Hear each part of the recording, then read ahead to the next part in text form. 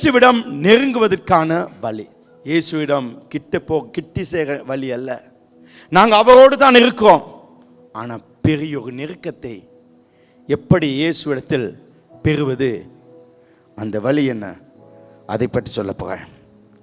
திருவிருந்து நடைபெறும் பொழுது என் ஆண்டவராகிய இயேசு திருவிருந்து என்றால் அவர் அப்பத்தை வைத்து திராட்சை ரசம் வைத்து தாம் காட்டி கொடுக்கப்பட்ட ராத்திரி 12 சீசர்களை மட்டும் எடுத்து அவங்களோடு உட்கார்ந்து அவங்களுக்கு திருவிருந்துகளை அவர் கொடுத்தார்.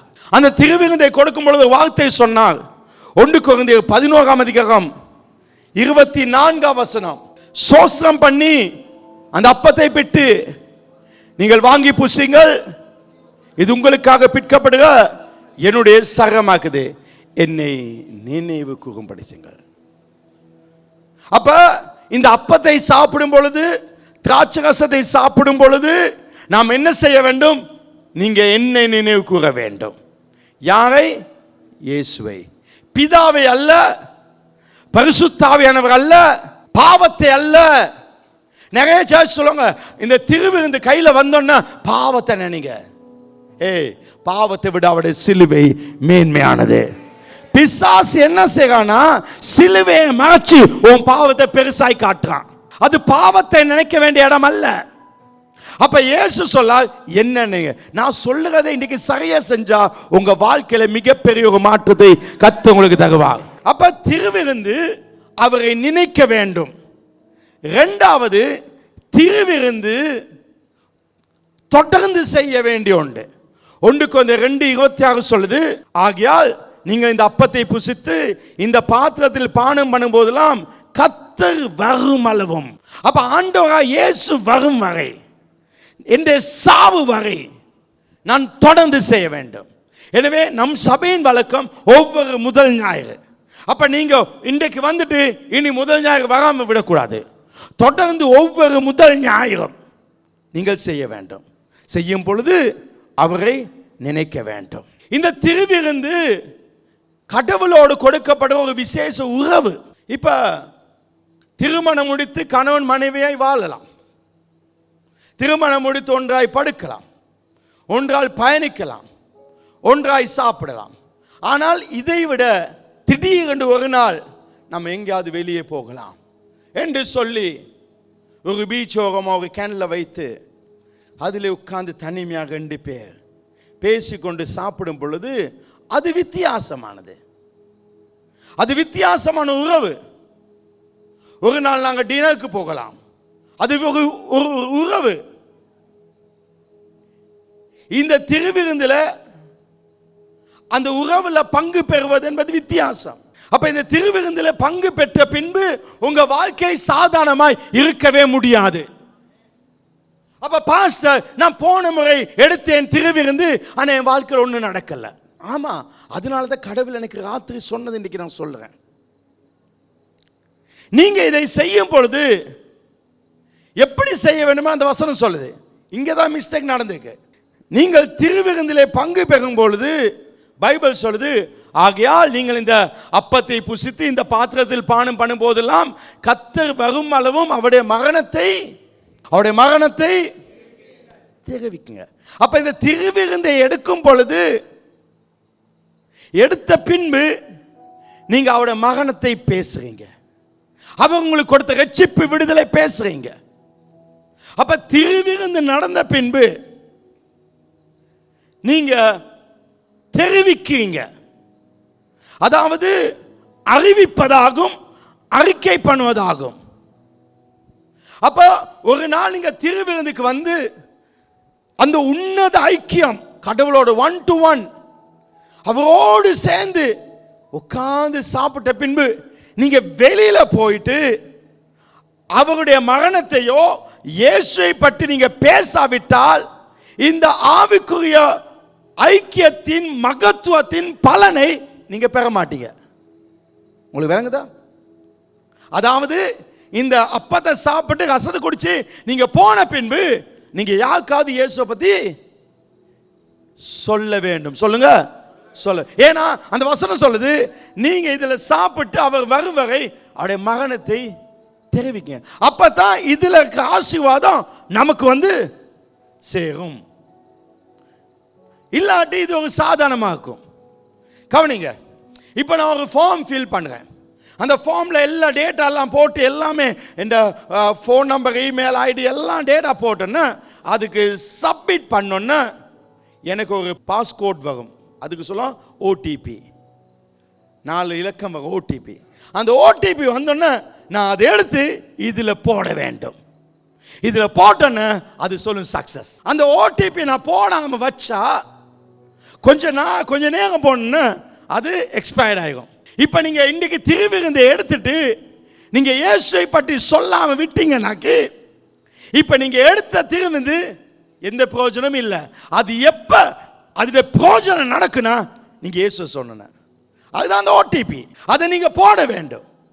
இல்லாட்டி இந்த திருவிருந்து எடுக்கிறதுல எந்த பிரயோஜனம் இல்லை. இந்த இடத்துல அப்பத்தை சாப்பிட எந்த பிரயோஜனம் இல்லை. இப்போ கேள்வி என்னன்னா, அவரை தெரிவிக்கிறோம். நீங்க யாரை தெரிவிக்கிறீங்க? அடுத்தவனை பத்தி பேசுறதை விட்டுருங்க. பவுல் சொல்றான், சில ரதங்களை பற்றி பேசுவாங்க, சில குதிரையை பற்றி பேசுவாங்க. நானும் இயேசுவை பற்றி பேசுறேன், அவரை பற்றி மேன்மையா பேசுறேன். அப்ப நீங்க அப்பத்தை புசித்து பார்த்ததில் பானம் பண்ணிய பின்பு நீங்க தெரிவிக்கிறீங்க, அறிவிக்கிறீங்க. அப்ப நீங்க இதை சொல்லும் பொழுது இந்த திருவிருந்தில் பூரண ஆசீர்வாதத்தை நீங்க பெறுவீங்க. ஆமென்னு சொல்லுங்க. இப்ப எல்லாம் என்னை கவனிங்க. ரைட். இப்ப இந்த ஹோலி கம்யூனியன், இந்த திருவிருந்தை சாப்பிட்டு இந்த வைனை நான் குடிச்சிட்டு போக நேரத்தில் நான் தெரிவிக்க வேண்டும். என்ன தெரிவிக்க போறேன்? யாரோ சொல்றான் வெட் 18 வந்துட்டு, இது இப்படி வந்துட்டு, கேரட்டே இவ்வளோ. என்னடா அதெல்லாம் என்ன ஆனாலும் நமக்கு என்ன பிரச்சனை? அது எப்படி இல்லடா, ஒரு காலத்தில் பிச்சை எடுக்கிற மாதிரி இருந்தேன். இன்றைக்கு என்ன வந்தாலும் வாழ்கிற அளவுக்கு அந்த இயேசு வைத்திருக்காரு. நான் அவரை போட்டுட்டேன். என் வாழ்க்கையை தோல்வியில் கழிச்சு வெற்றி உடனே ஓடிபி வேலை செய்யும். இப்ப இன்றைக்கு கம்யூனி எடுத்து நான் அதை சொன்னா என் வாழ்க்கை வெற்றி. நீங்க சொன்ன உங்களுக்கு வெற்றி. ஏன்னா பைபிள் சொல்லுது 11:26 இந்த அப்பத்தை சாப்பிட்டு இந்த ரசத்தை குடித்தப்போ நீங்க பானம் பண்ணும் போதெல்லாம் அவருடைய மரணத்தை அவரை தெரிவிக்குங்க. அவருடைய சிலுவையினால தண்டிக்க நான் வாழுறேன். உடனே வெற்றி. இப்ப கவனிங்க, இப்ப இந்த ஆசீர்வாதம் உங்களுக்கு கிடைக்க போகுது. எப்ப? இன்றைக்கி கம்யூனியன் இருக்கிறதே ஆசீர்வாதம். ஏன்னா நீங்கள் அவரோடு இருக்க போறீங்க. ரைட். அதை தெளிப்படுது.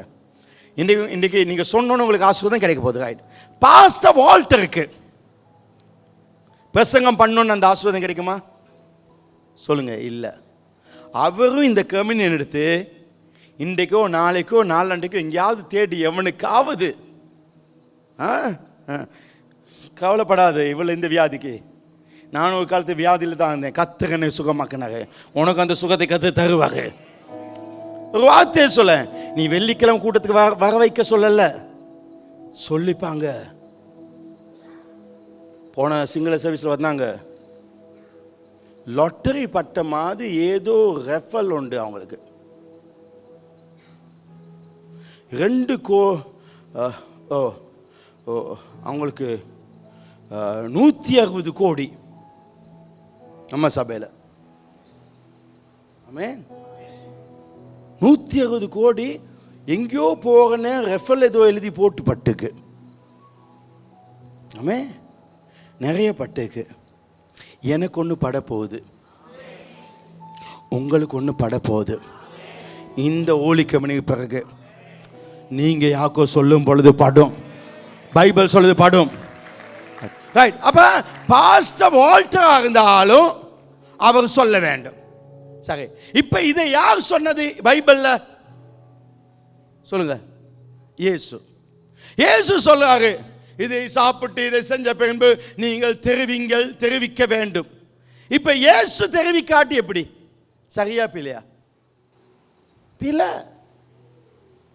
அவருக்கும் மேல வர முடியாது, அவரும் தெரிவிக்க வேண்டும், இயேசுவும் தெரிவிக்க வேண்டும். இயேசு தெரிவிச்சாரா? வாசிக்கலாம். 1 பேதுரு 3:18-22. நல்லா கவனிங்க, இது யாரும் பண்ணாத பிரச்சனை. இயேசு வியாழக்கிழமை திருவிருந்து கொடுத்தாரு. எப்போ திருவிருந்து கொடுத்தாரு? சத்தமாக சொல்லுங்க. எப்போ மறித்தாரு? வெள்ளிக்கிழமை. எப்போ உயிர்த்தாள்? ஞாயிற்றுக்கிழமை. இடையில என்னது? வெள்ளிக்கும் ஞாயிற்றுக்கும் இடையில சனிக்கிழமை. இப்போ கவனிங்க, இப்போ வெள்ளிக்கிழமை வியாழக்கிழமை திருவிருந்து முடிச்சோன்னே, ஏனெனில் கிறிஸ்துவும் நம்மை தேவனிடத்தில் சேரும்படி அநீதி உள்ளவர்களுக்கு பதிலாக நீதி உள்ளவராய் பாவத்தின் நிமித்தம் ஒரே தரம் பாடுபட்டார். அவர் மாமிசத்தில் கொடையுண்டு ஆவில. அப்போ அவர் வெள்ளிக்கிழமை 12 மணிக்கு 3 மணிக்கு இடையில சிலுவையில தொங்கி உயிரை விட்டாங்க. உயிர் போச்சு. பைபிள்னு சொல்லுது, அது முதல் வசனம். உயிர் போச்சு 18. அவருடைய கொலை உண்டு, அவருடைய உயிர் போயிட்டு சரீரம் செத்துட்டு, ஆனால் ஆவியில் உயிர் அடித்தார். இப்போ அவருடைய ஆவி போகுது. எங்கே போகுது? ஏத்தீஸுக்கு. எங்கே போகுது சொல்லுங்க? ஏத்தீஸ்னு. ஏத்தீஸுக்கு பாதாள குழி. பாதாளம் இல்லை, பாதாள குழி. அங்கே நோவாட காலத்தில், ஆபிரகாமோட காலத்தில் இருந்த நிறைய பேர் உள்ள இருக்காங்க, பிசாசுட கட்டில் இருக்காங்க. அங்கே போய் என்ன செஞ்சாங்க? அடுத்த வசனம். அந்த ஆவியிலே அவர் போய் காவலில் உள்ள ஆவிகளுக்கு பிரசங்கித்தார். எப்போ பிரசங்கம் பண்ணாரு? சனிக்கிழமை. வியாழக்கிழமை திருவிருந்து எடுத்தாரு, வெள்ளிக்கிழமை செத்தாரு, சனிக்கிழமை பிரசங்கம் பண்ணினாரு. அவர் பிரசங்கம் பண்ணிட்டு என்ன பிரசங்கம் பண்ணாரு? வாசிங்க அடுத்தது. அந்த ஆவிகள் பூர்வத்திலே நோவா பேழையை ஆயத்த பண்ணும் நாட்களில் தேவன் நீடித்த பொறுமையோடு காத்திருந்த போது கீழ்ப்படியாமல் போனவைகளே அந்த பேழையிலே சிலராகி 8 பேர் மாத்திரம் பிரவேசித்து ஜலத்தினாலே காக்கப்பட்டார்கள்.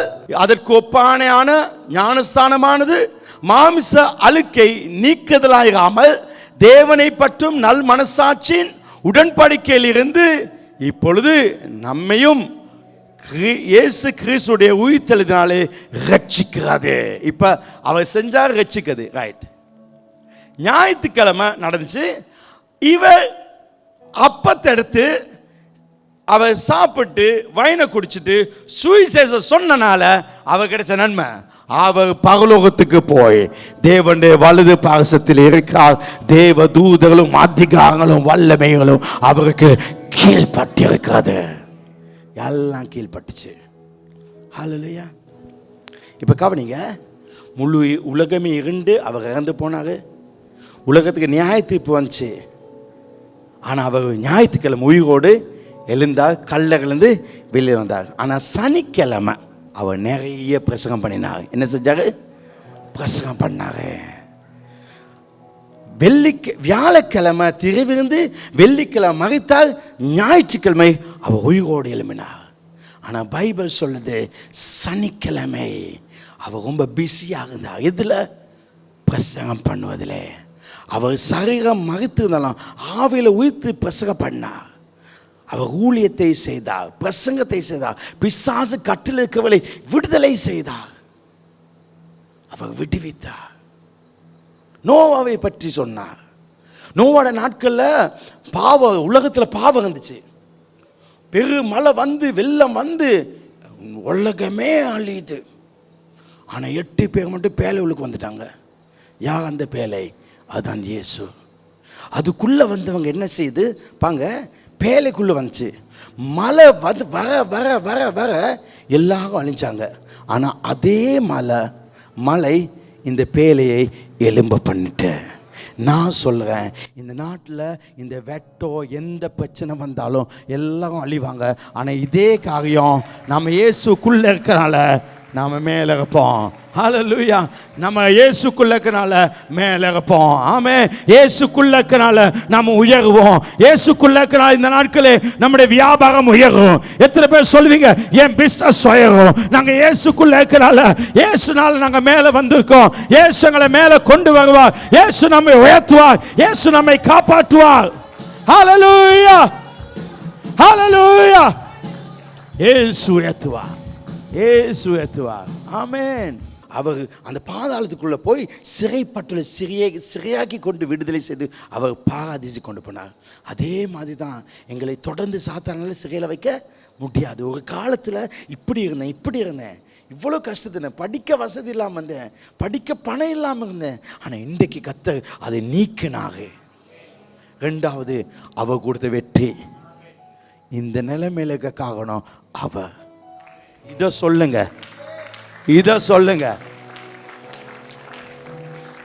இதை சொல்ல யார் பைபிள் காலேஜில் போய் படிக்கணும்? யாராவது படிக்கணுமா? நான் பைபிள் காலேஜ் போய் படிச்சாதான் எனக்கு சொல்ல இல்லை. நான் எந்த தோல்வியில் இருந்தேன் அதை கற்று தோல்வி அடைய செய்தாக. நான் பண கஷ்டத்தில் படிக்க முடியாமல் இருந்தேன், அதை தோல்வி அடைய செஞ்சு இன்னைக்கு நிறைய பேரை படிக்கிற அளவு கற்று என்னை வச்சிருக்காங்க, படிப்பிக்கிற அளவு வச்சிருக்காங்க. ஆமென், ஹல்லேலூயா. போன கிழமை எங்கள் அம்மாவை ஹாஸ்பிட்டலுக்கு கொண்டு போனேன், கிளினிக்கு கொண்டு போகானத்தில் அந்த அம்மாவை கொண்டு போன டக்குன்னு வீல் சேராக பார்த்தாச்சு. அவளுக்கு எங்கள் அம்மா கொஞ்சம் சோம்பல், நடக்க வயசு போன இந்த பொம்பளைகளுக்கு கொஞ்சம் சோம்பல் தன்மை கூட, ரைட். அது கொண்டு போய் திடீர்னு ஒரு புள்ள ஓடி வந்து அது நர்ஸ் சொன்ன ஓடி வருது, பெருசாக்க கொஞ்சம் நர்ஸ். அதுக்கு ஒரு கிட்டத்தட்ட 20 வயசு இருக்கும், 20 வயசு இருக்கும். ஓடி வந்து அம்மா பார்த்து அம்மான்னு சொல்லிட்டு டீச்சர்னு சொல்லி, எங்கள் தங்கச்சி முழிச்சா நான் டீச்சரானு மாசுகள் சொல்லுது, டீச்சர் நான் உங்ககிட்ட மொண்டசையில் படித்தேன். மொண்டசையில் படித்தது நீனா சாக்கியா? ஆனால் ஒரு காலத்தில் படிக்கிறதுக்கு காசு இல்லாமல் எங்கள் குடும்பம் இருந்துச்சு. இன்றைக்கு அது நாசாக்கு. இது தள்ளி கொண்டு போயிட்டு அங்கே செக்கப் பண்ணும்போது ரிப்போர்ட்டுக்கு துண்டு எழுதணும். ஓப்படில் இந்த டாக்டர் அந்த டாக்டர் நல்லா அப்படி சொல்லி இது அங்கே கொண்டு போயிட்டு அங்கே விட்டா அங்கே டாக்டர் ஏழுமி நிற்குது. அந்த பொம்பளை ஏழுமி டீச்சர்னு சொல்லுது, நான் உங்கள் மொண்டசை தான் படித்தேன்னு. படிக்கவே வசதி இல்லாத எங்களை கொண்டு கர்த்தர் நிறைய பேரை வச்சுருக்காங்க. ஹல்லேலூயா. உங்களை கர்த்தர் வைப்பாங்க. எங்கள் சர்ச்சில் இன்றைக்கு நீ சாதாரணமாக கஷ்டப்பட்டு ஒரு பிச்சைக்காரனை வந்தால் கூட உனக்கு கும்பிடுவேன், உனக்கு நான் வாழ்த்து சொல்லுவேன், உன்னை நான் மதிப்பேன். ஏன்னா நீ இந்த சர்ச்சில் இருந்து நீ பெரிய இடத்துக்கு நீ வருவாய் என்பது எனக்கு நல்லா நிச்சயம். அதுக்காக தான் நான் இருக்கிறேன், அதை நான் செஞ்சு கொடுப்பேன். இப்போ கூட மனசாக சொல்லுறேன், ஒரு பெரிய அற்புதம் உங்களுக்கு நடக்க போகுது. இந்த திருவிருந்து எடுத்துட்டு எவனா முன்னுக்கு கொஞ்சம் சிரிச்சு கொண்டுங்க, நல்லா சந்தோஷமாக சிரிச்சுங்க. அவன் கேட்பா, என்னடா சிரிச்சு கொண்டு? இல்லைடா நாங்கள்லாம் டல்லாவுக்கு, நீ என்ன சிரிச்சு கொண்டுக்கா? இல்லை நான் இப்படி ஒரு காலத்தில் இப்படி இருந்தது நினச்சேன், இப்போ இப்படி இருக்கிறேன், எல்லாம் ஜீசஸ் தான் செஞ்சாங்க. சொல்லிட்டு போய் உனக்கு அற்புதம் நடக்கும், சொல்லிட்டு போய் உனக்கு அற்புதம் நடக்கும். எப்படி இயேசு சொன்னார், இன்றைக்கு அவர் சொல்லிட்டு போயிட்டாரு. இன்றைக்கு பரலோகத்தில் அவர் பிதாட வலது பக்கத்தில் உட்கார்ந்து எல்லாருடைய கால்களுக்கு கீழே, நான் சொல்றேன், நிறைய கம்பெனிகளும் கால்களுக்கு கீழே வரப்போகிறது, நிறைய வியாபாரங்களும் கால்களுக்கு கீழே வரப்போகிறது. கர்த்தர் உன்னை உயர்த்துவார், கர்த்தர் உன்னை உயர்த்துவார். நீங்க தெரிவிங்க, நீங்க பேசுங்க, நீங்க சொல்லுங்க. இயேசு. ஆமென். உட்காங்க.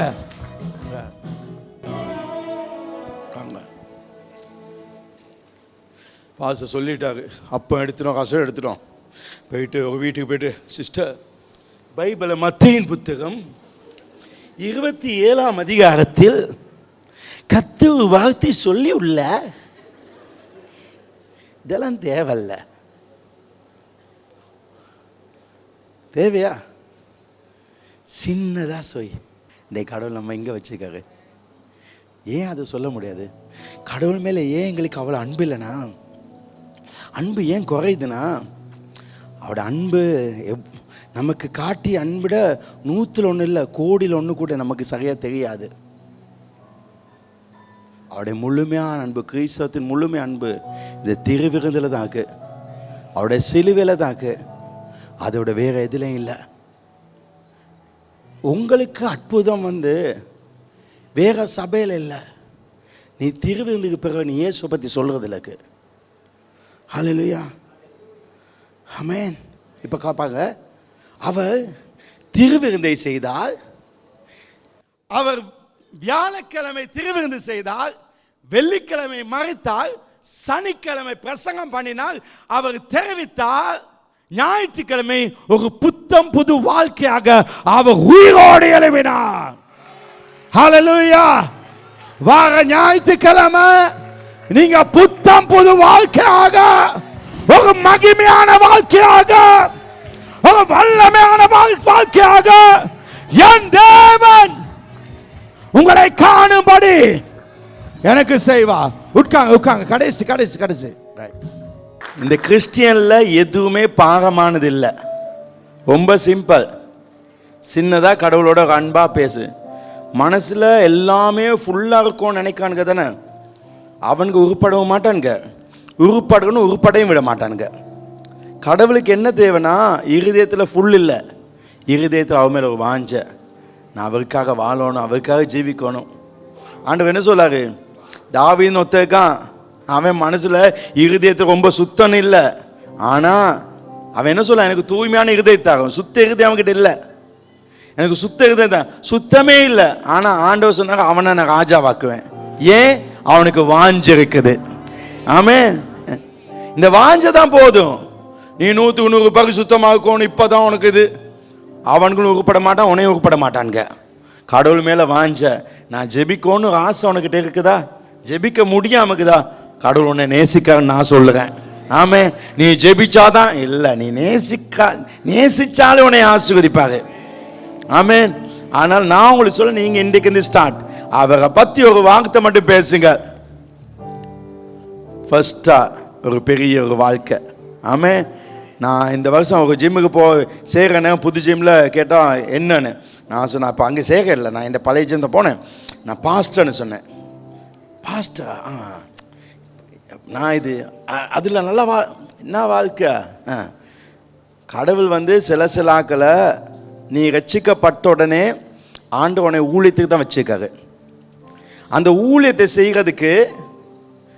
செய்கிறதுக்கு உனக்கு ஒரு தொழில் கொடுத்துக்காரு, ஒரு பிஸ்னஸ் கொடுத்துக்காரு. எது கொடுத்துக்காரு? ஊழியத்தை செய்ய. அதுலேருந்து நீ இதை செஞ்சுக்கணும். அதுக்கு தான் இந்த பிஸ்னஸ் கொடுத்துக்காரு. நீ பிஸ்னஸ் செஞ்சுட்டு இந்த ஊழியத்தை செய். சில ஆக்களுக்கு உனக்கு சாப்பிட்றதுக்கு வேணுமே பணம், ஆனால் இந்த பிஸ்னஸ் வச்சுக்கோ, இந்த தொழிலை வச்சுக்கோ, அப்படி கொடுத்துக்காரு. எனக்கு என்ன சொன்னாரு, உனக்கு சாப்பாடே நானே தாரேன், நீ வேலைக்கே போகாத, பிஸ்னஸை செய்யாத, எனக்கிட்டேன்னு சொன்னாங்க.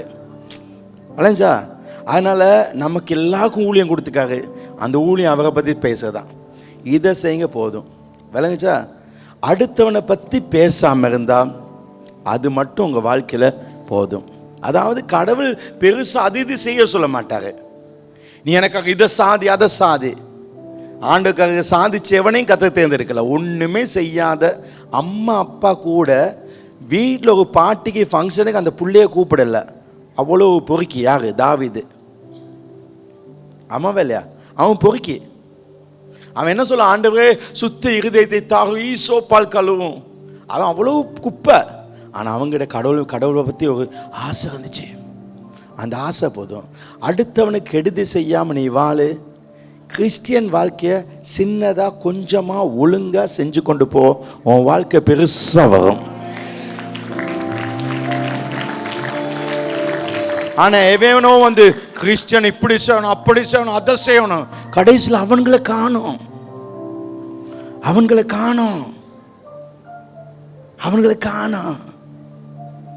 ஆனால் போயிட்டு என்ன சொல்லணும், சிரிச்சு கொண்டு இருக்கணும். ஏன்டா மஜா சிரிக்கிறா, நானே நொந்து போயிருக்கேன், நூடுல்ஸ் ஆவி, என்ன வெட்டா, இப்படியோ சர்ச்சுக்கு போகிறோம். அவங்களை வாழ வைக்கிற தெய்வம் எங்கேயோ கடந்து எங்களை தூக்கி வச்சுக்காரு. ஆமென். கர்த்தர் உங்களை ஆசீர்வதிப்பாரு. நீங்க இன்னைக்கு தீர்மானிடுங்க, நான் யாருக்கும் சொல்ல போறேன். உங்க அழகுக்கு ரகசியம் இயேசு, உங்க உயர்வுக்கு ரகசியம் இயேசு. இன்னைக்கு நிம்மதியா கர்த்தர் உங்களை வச்சிருக்காரு. எல்லாருக்கும் பிரச்சனைக்கு, ஆனா பிரச்சனை மத்தியிலும் நிம்மதியா இருக்க கூட்டம் நாங்க மட்டும்தான். வெள்ளத்திலையும் நாங்க மிதந்து கொண்டு இருக்கோம். உலகமே அழியுது, ஆனா நாங்க நல்லா இருக்கோம். ஆமென்.